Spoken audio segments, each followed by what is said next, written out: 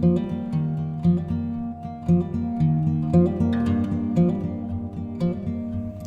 hello everyone and welcome to another episode of Wild Your Garden.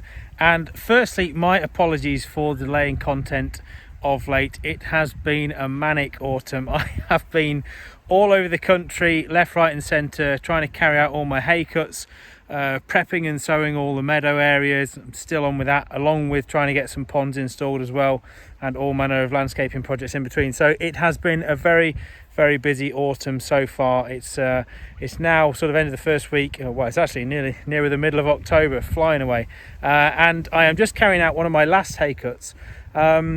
But stay with me. By the way, loads and loads of content to come in the following months. It's just been, as I say, manic. I've hardly been at home, to be honest. I've been out most of the time all around the country, as I say. So do stay with me. There is loads of stuff coming up. I've been filming nonetheless, so yes, lots of content to come. Anyway, today is a bit of a different take. I just wanted to show you this quite adorable little habit that I've found, and that is where I am. This is a wildflower meadow I created last year. I'm in Norfolk, just north of Norwich, and this is one that I created last year, and it's one that I am doing my first hay cut on. So do check out the channel in a little while when I manage to process the video and get it on the channel about exactly how I made this meadow. I filmed it from start to finish. It was looking absolutely stunning. Loads of cornfield annuals. Anyway, my video today is about these guys. Now, this is a family of swans. Just over the background there is the River Bure, which is a gorgeous river, which runs past the old mill house where I am working, which you can't really see because of the trees. It's over in that direction. However, apparently all summer long, the swans and their cygnets, the two adults, there were 8 cygnets, there's now 6, but they're still a good number, and every day they fly up the river, land in the mill pool, spend a bit of time there, have a wash, get out, dry themselves off. They've just been eating some grass on the mown lawn area, and then they waddle through the meadow, and they followed this same path, this mown path, which you can see through here all summer, which I think is rather sweet. Now I'm not going to get too close because obviously the adult birds can be very protective of their young, but you can see, I mean, that's 3 or 4 meters from me.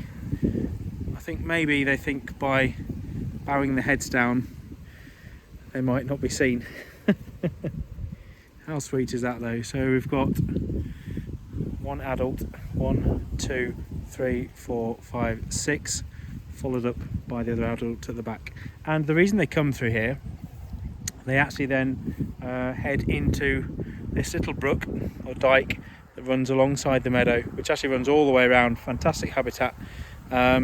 They sort of slip into there, and then they go out on the other side and over into that field and go and graze and spend a while on these cattle fields over the back, which is wonderful, I think. Oh, they're going in now, look.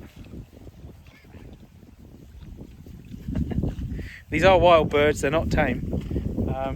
So it's quite a privilege to be able to get this close to them. So I don't want to disturb them in any way, but I thought you guys would just appreciate the habit that these wonderful and graceful birds have.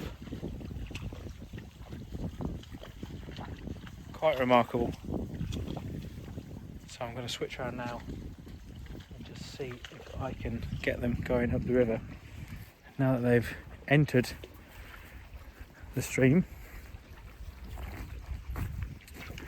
The mum at the front is looking for a way out. She knows the way, she's just messing about. Some nice, I don't know if you can see it, some nice water forget-me-not down there that's still in flower. Left turn. I've had to put my ear pods in, by the way, just because of the wind here. It's a bit of a westerly wind that comes across these fields. And there you go, look. Out on the other side without too much drama. And off into the field.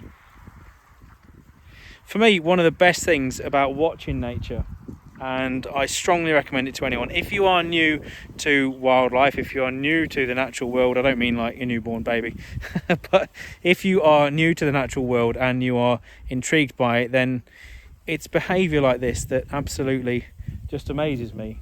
Well, it just makes me want to find out more. I don't know about you guys, but you can't ever cease to be amazed by the wonders of the natural world, I don't think. So I strongly recommend, my tip of the day to you guys is just get out there and just watch. Don't take a book, don't take anything with you, your phone. Just get outside, sit in a quiet spot and just see what happens, see what turns up. And hear the single note call of a grey wagtail going over. Doesn't have to be anywhere like this. Go to your local park, sit in your own back garden and just look up. My good friend Dave Lindo, the urban birder, that's his hashtag. I'm not going to try and steal that off him, but just look up. You'll be amazed at what you see. And look down as well. Look in the leaves in your garden. You will be amazed at how much wildlife is on your own back doorstep, wherever you are. So yes, I hope this video has inspired you to get out there and go and observe your own findings, and let me know what you find. Let me know what you can notice about different animals and the different behavioural characteristics, which I find quite fascinating. So thanks for watching, guys. It's a bit of a different video, as I say today, but really hope you've enjoyed it. And be sure to subscribe to the channel if you haven't already, and I'll be sure to bring you many more videos on all the ways in which you can help wildlife in videos to come. Thanks for watching. I'll see you soon.